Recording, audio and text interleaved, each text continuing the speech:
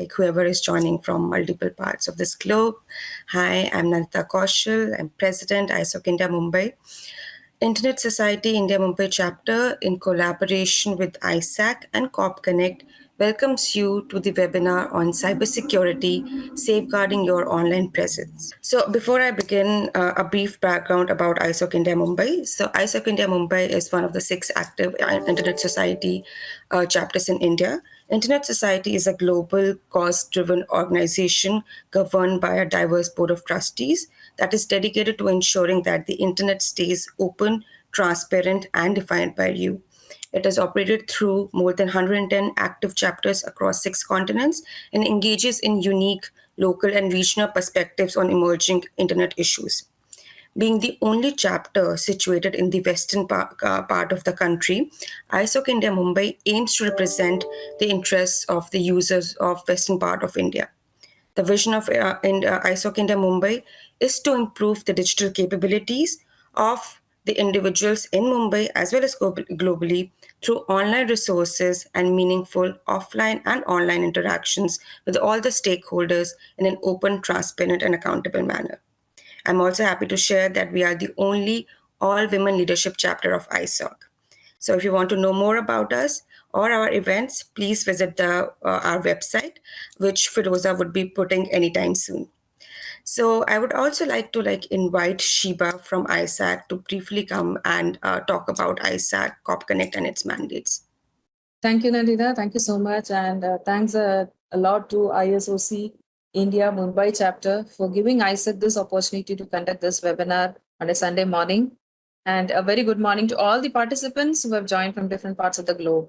So I am Sheeba Sivakumar, the GM operations with ISAC.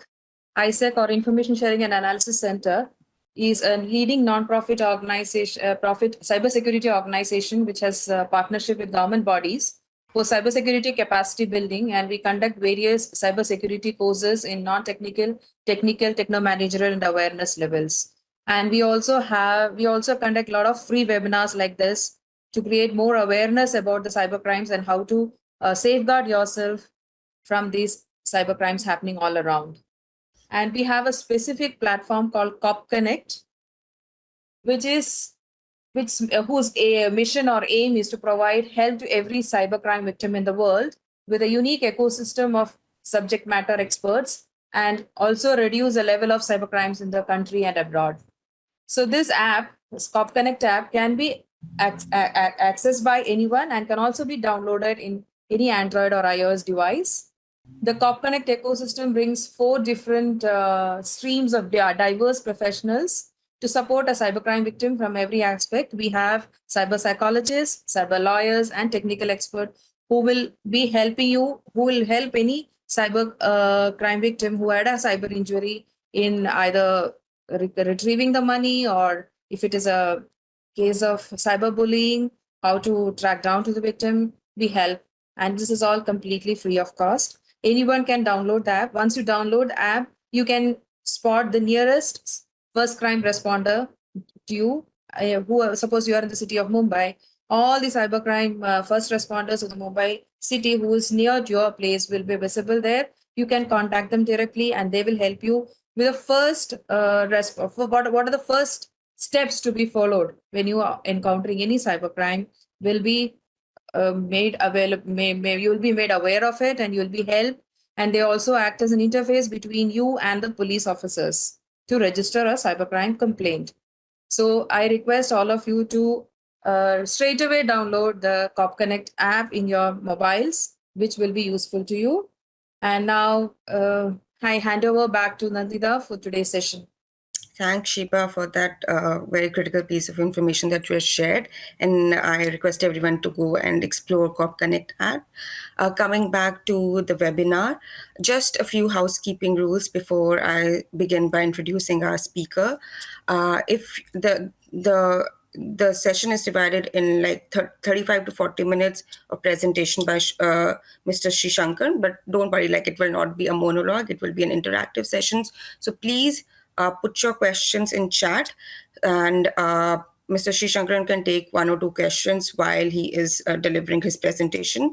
There is a dedicated Q&A session after a presentation by the speaker. And if you have any questions, we can definitely have that during our Q&A session. So with this, and if anybody has something, please either put it in a chat or raise your hands. Do not mute yourselves on your own, and we will unmute you. So don't worry. So with this, I would like to introduce our speaker for the event, Mr. Mr. Sreeshankar Ji, General Manager Cybersecurity with Siemens Healthineers. Mr. Sreeshankar Ji is a global information security leader and national cybersecurity scholar.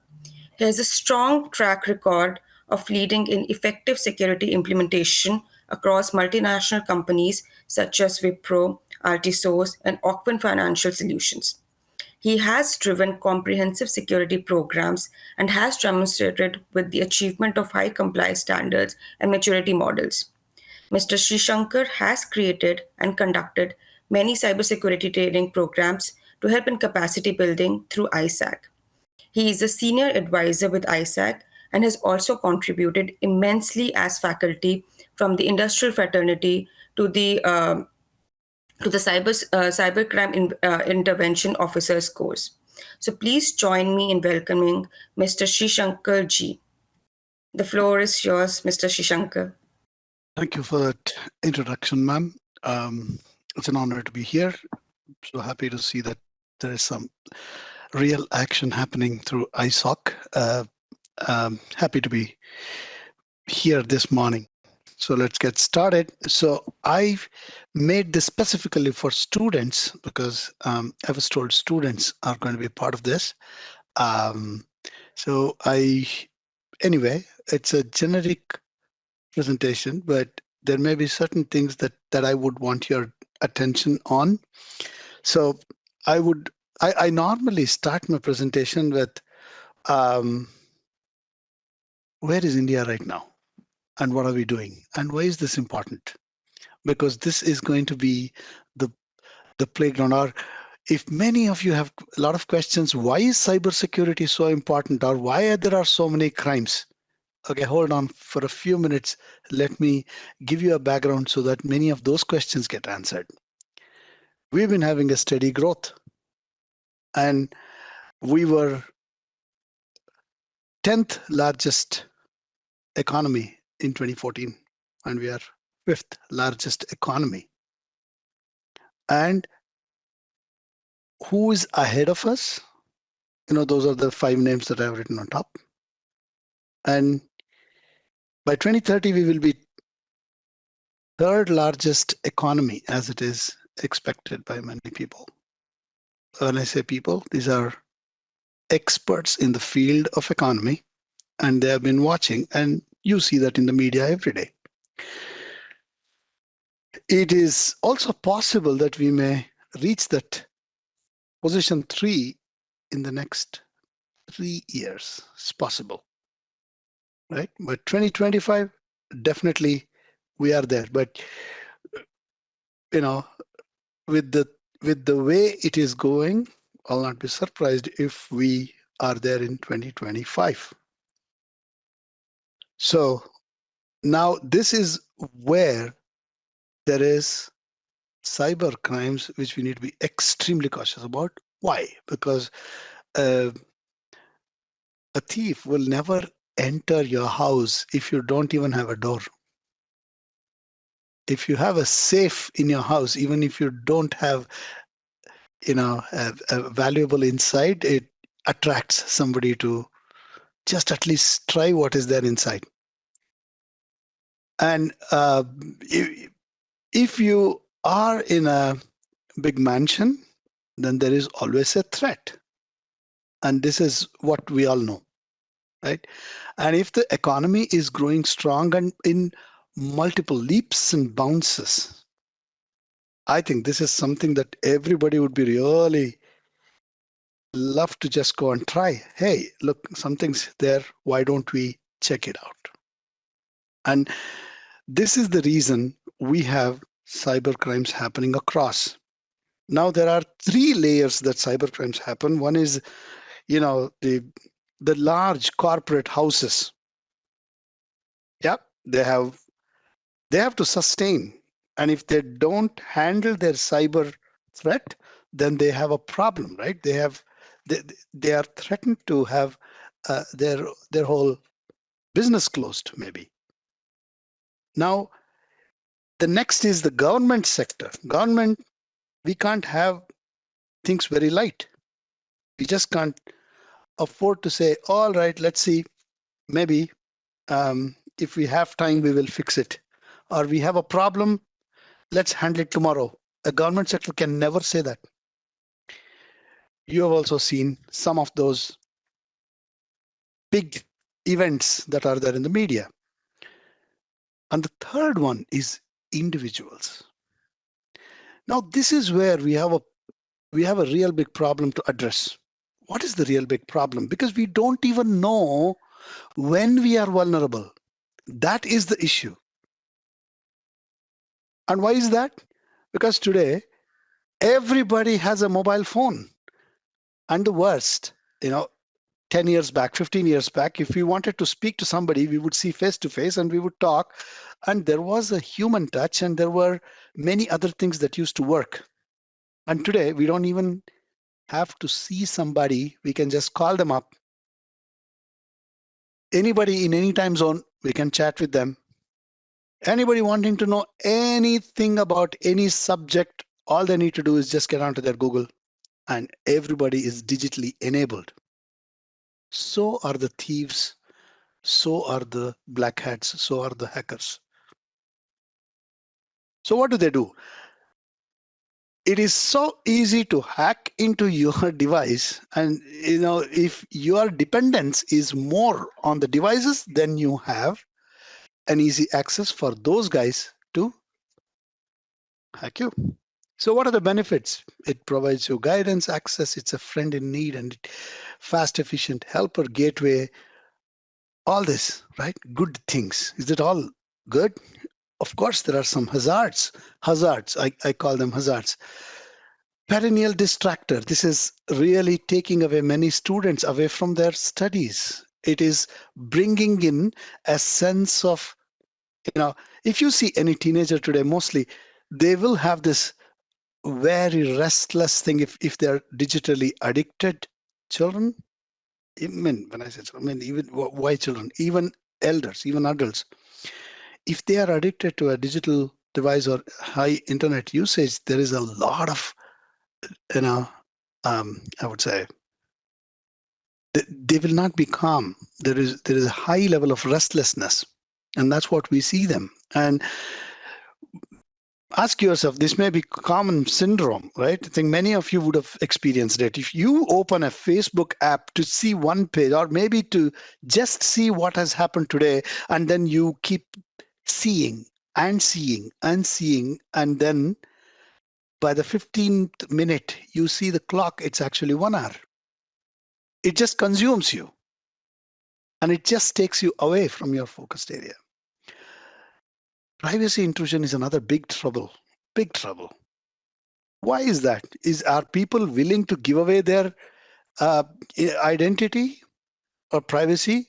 No, they don't want. But the thing is, somebody sees some good offer and they say, please give me your details and we will send you a holiday ticket to Maldives or Hawaii or something. And then mostly people will give it. Of course, the awareness has made it less today, but there are still many people who still do that. And somebody wishing on their marriage anniversaries, birthdays, and work anniversaries and whatnot, and where they went for holiday. And there was a problem in India. So I think this was, 2011, 2012. Everybody used to write, oh, I'm flying off on a much awaited holiday to Thailand, to Manali or whatever. And then the thugs used to follow that and then say, aha, okay, this house is going to be empty. And they would do their work. So people would announce, unintentionally, of course, what are the vulnerabilities that they have. And then the crime rate would always increase. And potential misguidance, I think there's a lot of misinformation campaigns that are happening in various parts of the world, and peer pressure. My friend does it. He's got a phone. Why shouldn't I have? This is what happens in most of the teenagers. And some parents try to keep their children digitally uneducated. That's another danger. At least tell them what it is, introduce to them, have the patience to tell them what are the pluses and the minuses, and mold them. I think that's the most right thing to do. And then it's actually a weapon on social life, right? I'm sure most of you will agree, right? I'll not dwell much into that. The crimes on legitimate users. So now you very innocently get onto Twitter and then you get bashed. Cyberbullying is a very common thing, and Twitter is one of the most famous platforms for it. You have your OTP coming in. You're a senior citizen trying to, uh, rest as much as you can. Don't want to go to the hub, to the bank and uh, do your banking. Your mobile banking is a boon.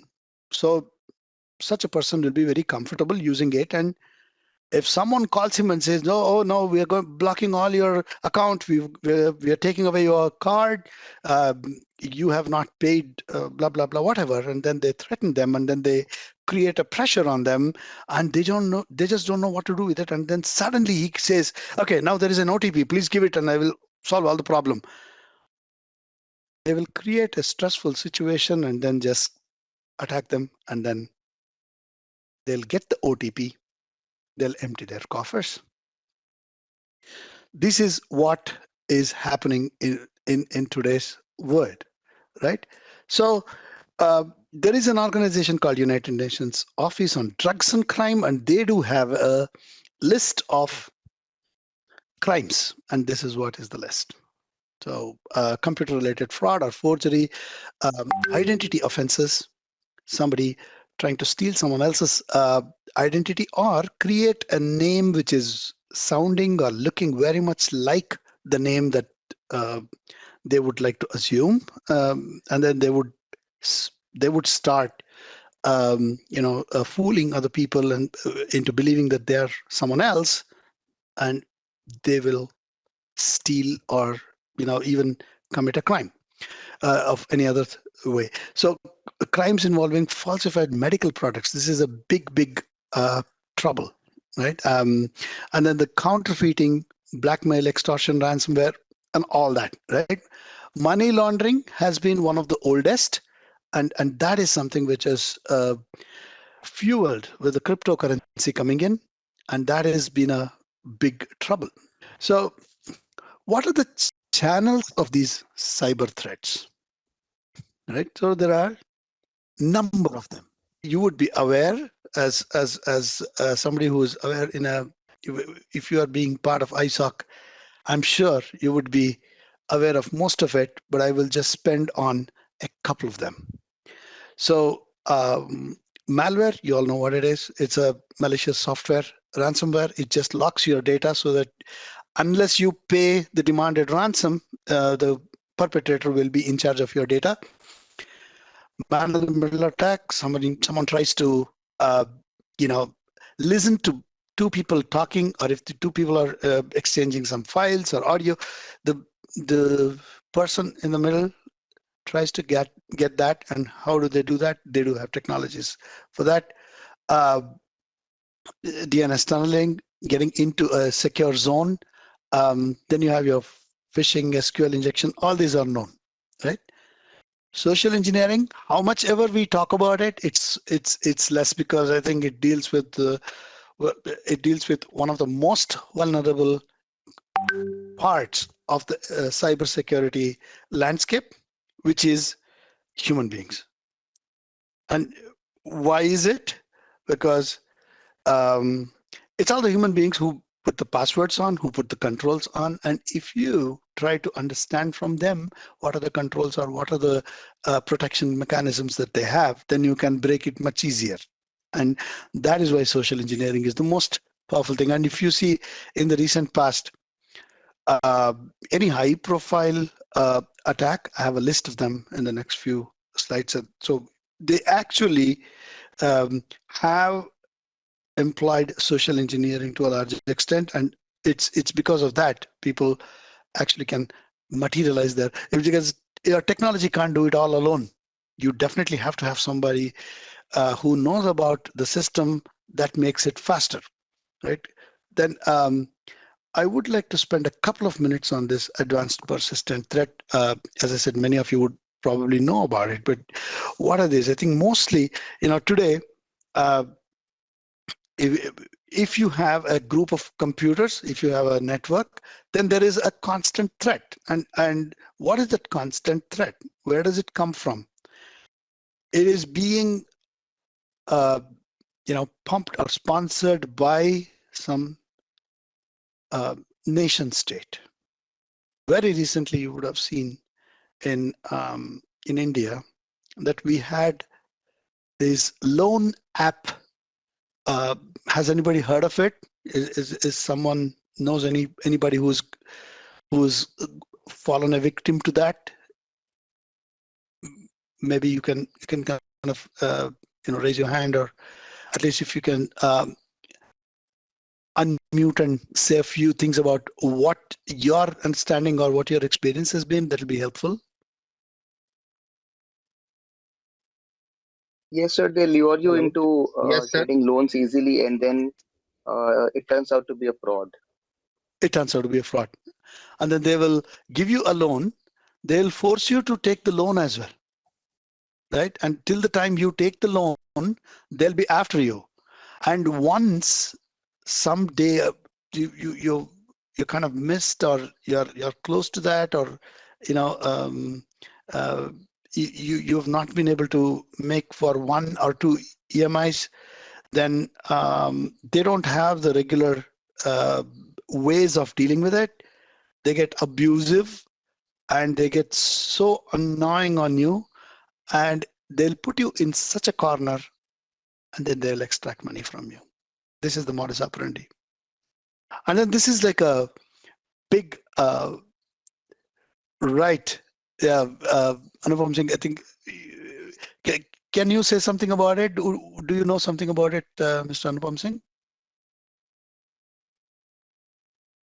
Hello. Yeah. Yes, sir. Recently, that Candy Cash app that was operating from Bangalore through VPN account and Yeah. VPN, and they took the name of this Rajkot firm. Yes. Who the firm was a NBFC actually. They Correct. are working in NBFC. They took a name on the name of that NBFC firm. So in that way, they also means identity theft was there in that Absolutely. way. Yeah. And So then, the thing came to light when one of them was about to kind of commit suicide yes, or somewhere in yes, Bangalore, yes. and then One woman called that the person who was the owner of the NBFC, yeah, and he plead to him that he is getting the threats, and he is means they are asking 3.4 times the loan. She took a small loan, and yeah, then the more victims were calling him from another locations, from Lucknow and other places. Then he yeah. come to know, and then he reported to the cyber crime cell that thing. So So exactly. So these are all the things that are happening. But advanced persistent threat. Okay, this can be considered as one advanced persistent threat, but the technologically targeting people continuously, monitoring them, constantly trying to pump in a malware, making sure people are all the time monitored and systematically taken over bit by bit. That is advanced persistent threat, and that's what we usually have. So this is what's happening today. So what is it that we can do? It looks so scary. Not really. At least we can put in our reasonable efforts to contain them. How do we do that? The first thing is the digital hygiene. I think the digital hygiene, we must make sure that 90% of us, I'm telling you, 90% of us, we will not have a protection on our mobile. We think it's okay. Some of the mobiles, for example, I use Samsung, which has a Knox firewall, and we will not enable that. Why? Because it's maybe tough. Maybe I don't need it. Maybe someone else should need it. But I'm okay. I don't usually click on things. Everything is fine. But can you just safeguard yourself? Really, it's required. And people with their laptop with expired antivirus packages. Oh, I got it initially. It was good, but I don't think anything happened. So yeah, maybe why should I pay 700 rupees? Please don't do that. And don't go in for something that is cheap or something that is okay to look at. Recently, we had a case where there is a big espionage driven by some country. There were applications, and this is affecting specifically hospitals. Now, okay, me and you may think, oh, it's anyway for hospitals. Why do we worry about it? We need to worry about it. Why? Because we have these reaching the hospitals through people. It is there found on many people's mobile phone in that particular region, which is on the eastern side of India. It is pumped by some specific sources. And what happened was they started, it knows when to act, when not to act, and it is difficult to identify. So most of the hospitals in the northeastern regions today have that malware. When it came to our notice, it was like a shock for us how this is spreading. And it is the common people. Every day they come, they just book their they access some hospital's website, book their appointment. They're doing the normal thing. What they cannot see is that they are being carriers of infection. And can you blame them? I would say to an extent, because if you are having a smartphone today, please make sure that you are having all the controls, not just having an antivirus. That is some protection. It is not all the protection. And after that, you have most of the links that are coming from your WhatsApp. So do not click on each one of them. For example, this was something which I wanted to show you yesterday, that this is a very interesting case. I have to show, I may skip anything, but I do not want to skip this. So what happened, this was a very unique case of, I think this is my WhatsApp. I'll just okay, I'll kind of open that specific thing. So they said, now it says TCS and Infosys go bankrupt. Everybody would be, wow, what? They are real big people. How are they doing it? So I'm so excited. So they will go and click it. This is the malware download. Can you imagine? This is where, what is this? Desi Q&A, whatever it is. And that has been doing rounds. And my McAfee did not catch it.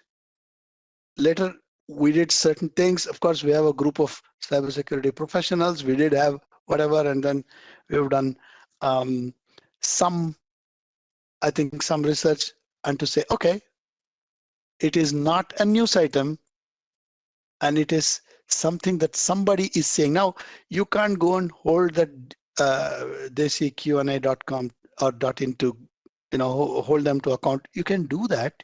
But the thing is, today there are so many unregistered or informal news channels, and everybody is on top. If me and you are not clear that we have to use what is legitimate, then these guys will take us for a raid.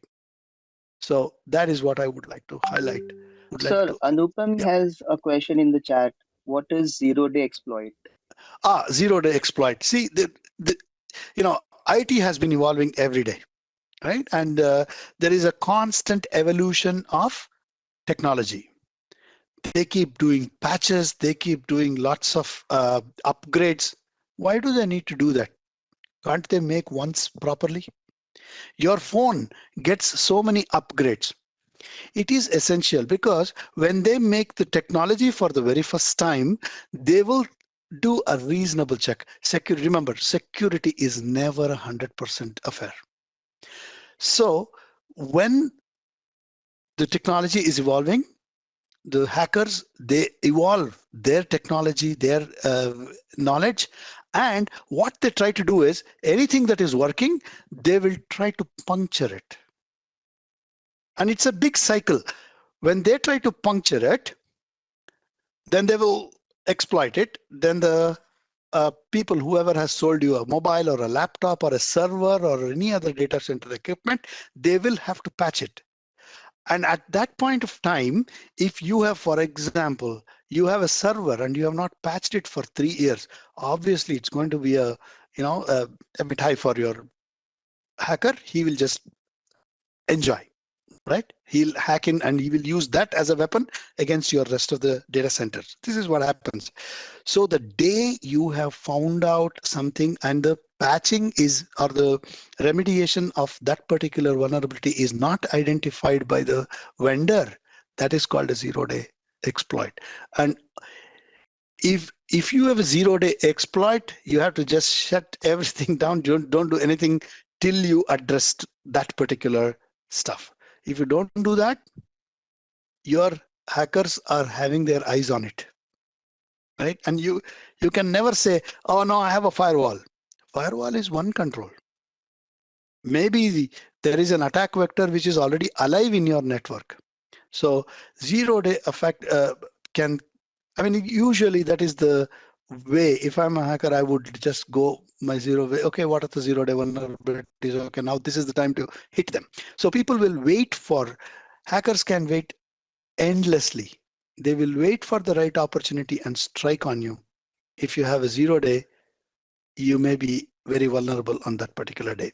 So there is a huge skill gap in cybersecurity because the technology is reaching at a cruising at a very fast pace, and we have not yet reached a stage where we can say, okay, we are ready for the change, because business keeps moving and there is a pressure for business to move. And even the pandemic pushed us so much that we were forced to take on the digital transactions, and when we were going ahead, we did not have enough cybersecurity professionals to catch up. So this is one big problem in cybersecurity today, and it's even if the economic, even if there is an economic downturn, not in India readily visible right now, but there is recession everywhere in the world. We hear China going down, Germany down, EU is officially into, EU countries are officially into recession. US is not doing well on certain aspects, but cybersecurity is thriving, right? They cannot afford to have cybersecurity go less. So what do we need to do? We need to walk on the right path. Therefore, we need more cybersecurity professionals. It doesn't mean that you have to do your engineering and then do 2 years of research and then you are a cybersecurity professional. If you are a financial professional, you're a CA, you're a doctor, anybody, you can still be cybersecurity aware, right? And there are courses to provide you such outlook so that you can take it back to your everyday life.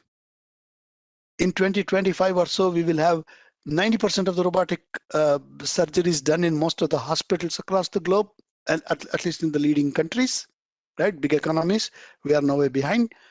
And if that happens, and just imagine somebody is trying to hack into your medical surgery that you are doing through a robo, right? It can be very damaging. So we need cybersecurity professionals in every aspect, every walk of life. And it is not possible if the doctors, financial professionals, law enforcement agencies, lawyers, teachers, professors, everybody has to get up together.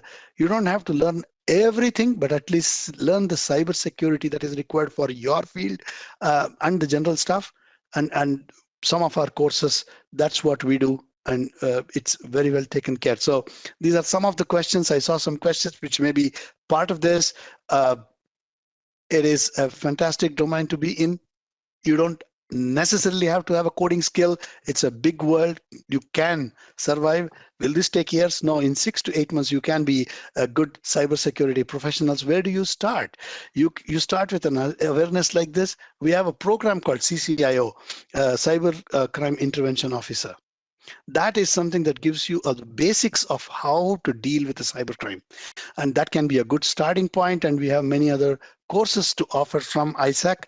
I mean, when you see isacfoundation.org, I'm sure you will find all that information. I'll not take up time to talk about that.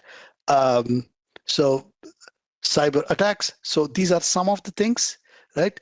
The Greek natural gas distribution. This is one of the zero-day attack. This is, we have some control systems, industrial control systems were utilized, right? Montenegro government attack, that was one of the things. Lithuanian Energy Corporation was a zero-day. Estonian government attack, not very sure if it was zero-day, but it was a persistent attack. UK military social media breach. These are some of the things that you can look at it. Toyota was a big breach, right? So these are some of the things that made headlines in the recent past, right? Some of them are zero-day vulnerabilities, right? So this is making news every day. And if you the Hacker News Network, the HTN, THN, that is a good source. I'm sure you will find a lot of case studies to look. So I'll not get into the breach statistics because I just wanted to demonstrate one point here. If you see 2019, 2020, 21, the number of crimes seem to go down, but actually the data that is going that is being lost in each of those is very high. So it doesn't look to be a thing like, okay, so this is like we are on the track. We are seeing lesser attacks. Not really. The amount of data that is getting leaked is very high.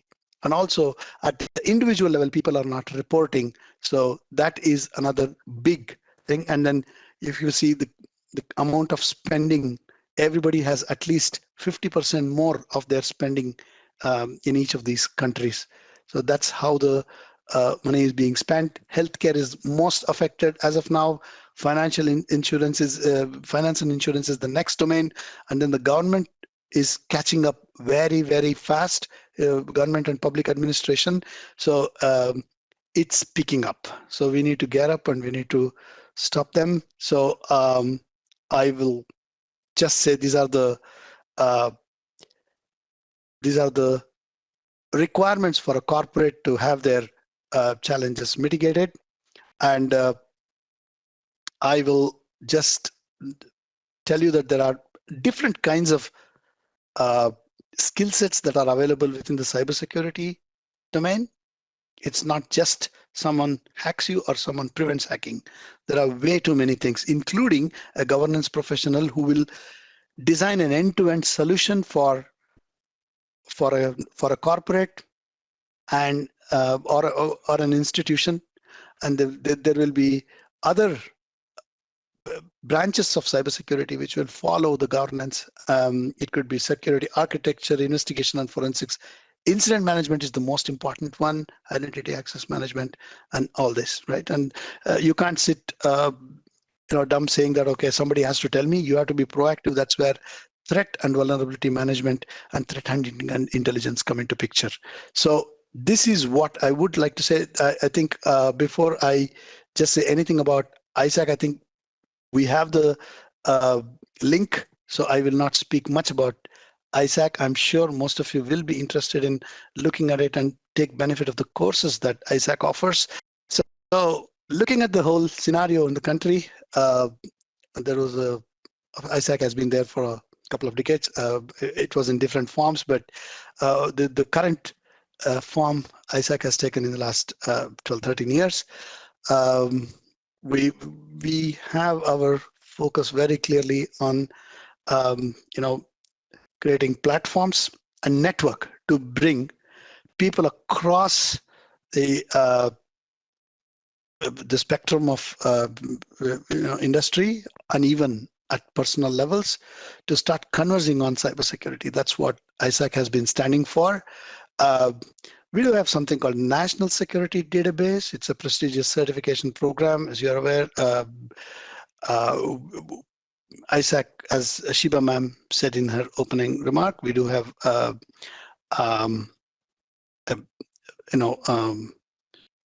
our recognitions and MOUs with Ministry of Defense, Education, NCIAPC. So NCIAPC is, it is a critical information infrastructure protection center unit which comes under PMO. CERTIN, that's responsible for ensuring that we are safe with the right kind of input all the time to industry, right, and various other industry bodies. And recently, I think we've made a big impact in Karnataka and Andhra Pradesh. So there are lots of engagements with the governments. So there is a question by Tanvi who has asked, like, how can we make a career in cybersecurity? Okay. So this is exactly what I was showing. See, Yeah. we do have, there are 3 layers that we start, right? The first one is a foundation course. The CCIO I already mentioned. This is open for everybody, all professionals, homemakers, retired professionals, children above 18. It's for 18 plus. Everybody is welcome to do the CCIO program, and that gives you a sense of where to go, right? And post that, we are always available. We, especially Sheeba ma'am keeps busy talking to hundreds of people every day, right? So when you learn cybersecurity, if you do not have a backed ethics certification, it's like you are walking around with an atomic bomb, right? And if somebody snatches that and uses it against you or uses it against humanity, that's going to be bad. So professional ethics is another extremely important thing that we cover. And then the basics in information security. This is what we call as foundation. So basics in information security deals with the equipment, components, devices that are required. You will have a fair idea about how to use them and what to do with them, right? We will not expect you to be an expert after this, but we will provide you the necessary infrastructure so that you can practice and be an expert. So that's what we will provide in foundation. And then if you want to be a technical person, deep into it, say I'm already a technical person, I'm a software programmer, or I'm just doing something in electronics, blah, blah, blah. These are the kind of things that we can support you with. There are some courses here.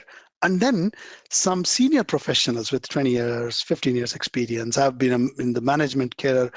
Many of our leaders in defense and government, they have undergone some of these courses. So when we go through this, we will be able to, even if you are not a cybersecurity professional, you will be able to manage that better because you will have the basic background. So this is how you start in cybersecurity. I hope I answered your question. Tanvi, is that right? Yes. And I have another question. It's a very different one. So somebody has asked, how is hacking different from cracking? Okay. Cracking is, I would say, a step. It's usually used for someone cracking up a password, right, or any other small opening. But hacking is you trying to,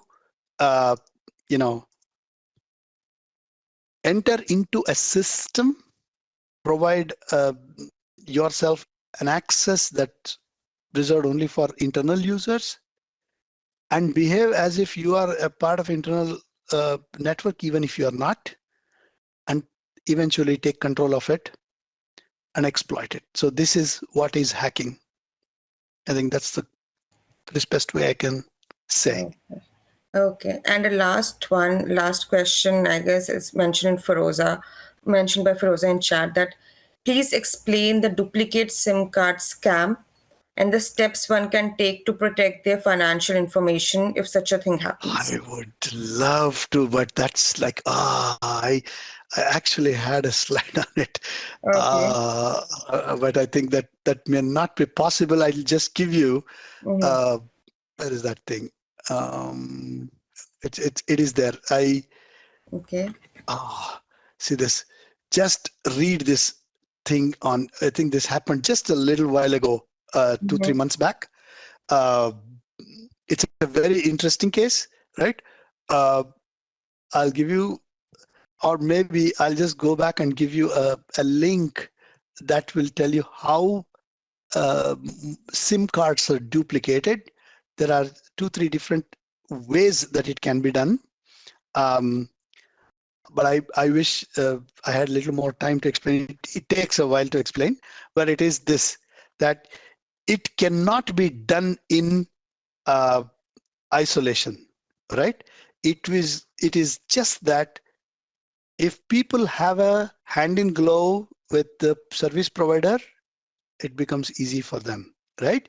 So uh, if you, the key here is, I think the most important part, yeah, sometimes you may not even know, even if you're technically competent, you may not be able to know that your SIM card is duplicated, right? But if you keep an alert watch on what is happening on your mobile through your messages, right?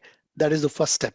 Second step is straight away go over to law enforcement authorities and lodge a complaint. And this is where we are doing I mean, I must say ISAC is doing a phenomenal job. We have our Cop Connect, which helps people get connected with the cops, right? And be an interface between you and cop, support you in portraying your case in the right way, and police can take action. These are the two things which I suggest. And if you do this, bank, if you have lost money, they will return it to you if it happens to be in the first few hours of the attack, right? We have been successful in getting people their money in many cases, especially in the recent past. Earlier we would struggle. Now we have made a process, and we also know certain people in some cities, but at least we will be in a position to guide you to do the best. So Cop Connect is a very powerful tool. So that's what I would like to say. If anybody has any other questions, Mr. Sreeshankar, do you think they can reach out to you for that or have an interaction with you? Like something that can be taken I would offline? be very happy if the questions are routed over to ISAC, and because I may have been caught up in elsewhere with many things, but I can definitely send responses to any question that comes in my way. And yeah, They can Sheeba ma'am has put mail it. it to me. I will forward to sir. So I guess with that, we can say that we have come to an end of a very interesting and very informative session. Mr. Sreeshankar, thank you so much. It has been a great session. I'm sure a lot of us are much more aware compared to what we were when we started this webinar. So thank you, everyone. And like always, every event is a fruit of collaboration, communication, and coordination between countless people who work behind the scenes to make an event a success. So I would like to begin by thanking our speaker, Mr. Sreeshankar, for sharing such critical piece of information and helping us become much more cyber aware. Thank you so much. My sincere thanks to our partners for the event, ISAC, especially Sheeba and Group Captain P. Anand Naidu sir for all the efforts with coordination and organization of this event. I would also like to thank Jolly McPhee from ISOC Global for live streaming this event. I know, Jolly, it's almost 2:30 at your place, so thank you so much. From ISOC India Mumbai chapter, I would first and foremost like to thank our volunteer, Mohammad Parvez Insari, for leading this initiative to organize this event and carrying on bulk of coordination between the two organizations. Thank you, Parvez. And my heartfelt gratitude to our design team volunteers, Valentine Bhavit, and design lead Seema Rampure, chapter leaders Nupur, Feroza, and Premada, chapter advisors Pratik and Shweta for their support with coordination and successful organization of this event. And lastly, everyone who attended this event and for being such a wonderful audience.